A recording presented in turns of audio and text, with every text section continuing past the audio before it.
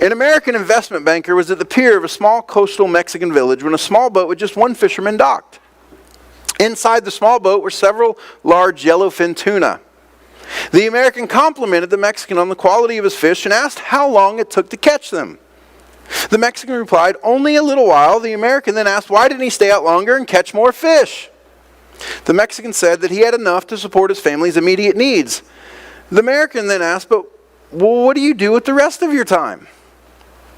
The fisherman said, I sleep late, fish a little, play with my children, take siestas with my wife Maria, stroll into the village each evening where I sip wine, play guitar with my amigos.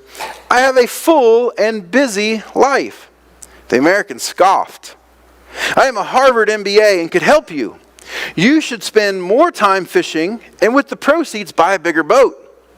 With the proceeds from the bigger boat, you could buy several boats. Eventually, you would have a fleet of fishing boats. And instead of selling your catch to a middleman, you would sell directly to the processor, eventually opening your own cannery.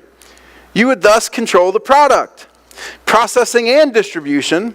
You would need to leave the small coastal fishing village and move to Mexico City, then LA, and eventually New York City, where you will run your expanding enterprise. The Mexican fisherman said, well, how long will this take? To which the American replied, 15 to 20 years. But what then? Asked the fisherman. The American laughed and said, that's the best part.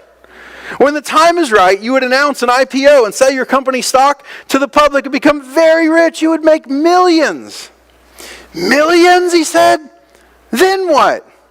The American said, well, then you would retire. Move to a small coastal fishing village where you would sleep late, fish a little, play with your kids, take siestas with your wife, stroll to the village in the evening where you could sip wine and play your guitar with your amigos.